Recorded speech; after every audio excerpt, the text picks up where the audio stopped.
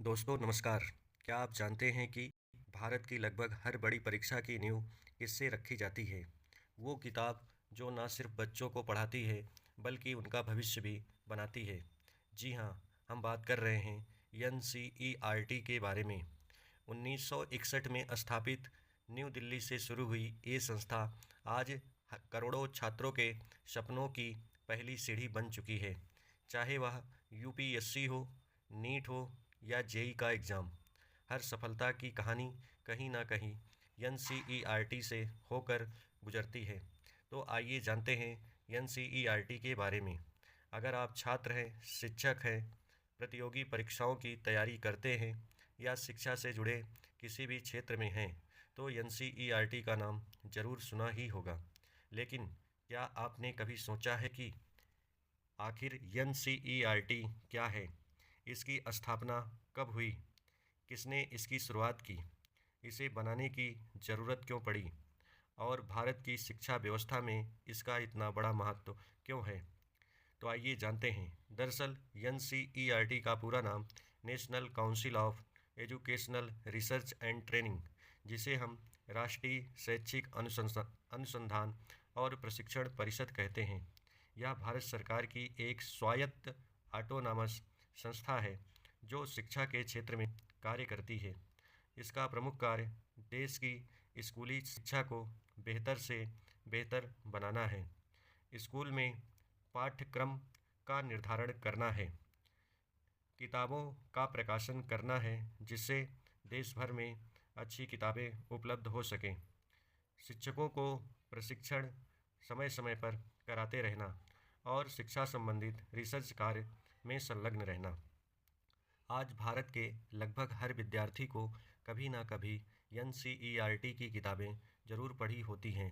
NCERT की स्थापना 1 सितंबर 1961 में हुई थी, यानी आज से लगभग 65 वर्ष पहले भारत सरकार ने इसकी शुरुआत की थी।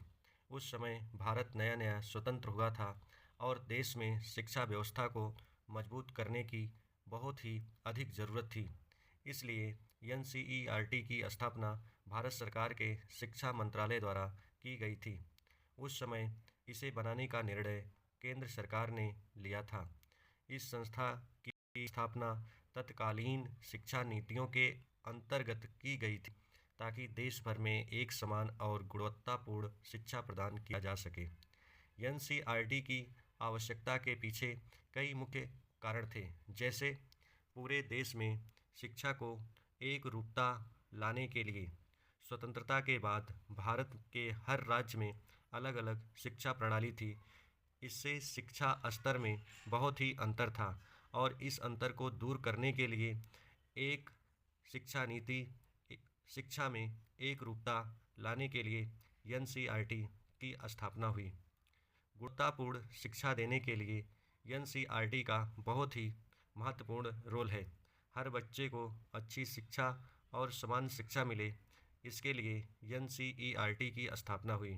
राष्ट्रीय स्तर पर पाठ्यक्रम बनाने के लिए जो पूरे देश में लागू हो सके, अर्थात समस्त विद्यालयों में पढ़ाया जा सके, इसके लिए एनसीईआरटी की स्थापना हुई।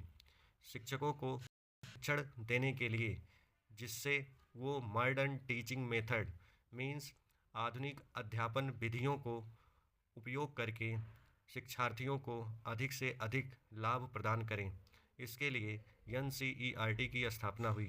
शिक्षा अनुसंधान के लिए, जिसमें नई शिक्षा तकनीकों का उपयोग करके रिसर्चेज को बढ़ावा मिल सके। एनसीईआरटी का मुख्यालय नई दिल्ली में स्थित है। यहीं से पूरे देश की शिक्षा नीतियों और पाठ्यक्रमों का संचालन किया जाता है। एनसीईआरटी के प्रमुख महत्वपूर्ण कार्य इस प्रकार हैं। पाठ्य पुस्तकों का निर्माण, एनसीईआरटी की किताबें बनाना एनसीईआरटी का प्रमुख कार्य। ये किताबें पूरे देश के समस्त विद्यालयों में शिक्षण के लिए प्रयोग की जाती हैं। समस्त विद्यालयों के लिए पाठ्यक्रम का निर्धारण करना, शिक्षक प्रशिक्षण में पार्टिसिपेट करना, साथ ही साथ एजुकेशनल रिसर्चों को शिक्षा से जुड़े क्षेत्र में बढ़ावा देना, एजुकेशनल पॉलिसी का सपोर्ट करना, जिससे सरकार को शिक्षा नीति बनाने में मदद मिलती है। अब जानेंगे ERT की किताबें इतनी महत्वपूर्ण क्यों हैं। इनके महत्वपूर्ण होने का मुख्य कारण ये है कि ये सरल भाषा में होती हैं। इनमें कॉन्सेप्ट क्लियर होता है। कॉम्पिटिटिव एग्ज़ाम में इनका काफ़ी उपयोग किया जाता है। CBSE सिलेबस का ये आधार होती हैं और UPSC, नीट, SSC, रेलवे जैसे एग्ज़ाम में NCERT का बहुत महत्व है। NCERT ने भारत की शिक्षा को आधुनिक बनाया है। NCERT ने रोट लर्निंग अर्थात रटने को कम किया है। कॉन्सेप्ट लर्निंग की शुरुआत की है। साथ ही साथ एक्टिविटी बेस्ड एजुकेशन अर्थात क्रिया आधारित शिक्षा शुरुआत की है। और साथ ही साथ नई शिक्षा नीति में NCERT का काफ़ी योगदान है। NCERT और CBSE में लोग एक संबंध समझते हैं, लेकिन NCERT बुक्स है और यह सिलेबस बनाती है, जबकि CBSE एग्ज़ाम कंडक्ट कराता है। CBSE स्कूल NCERT की बुक्स को फॉलो करते हैं।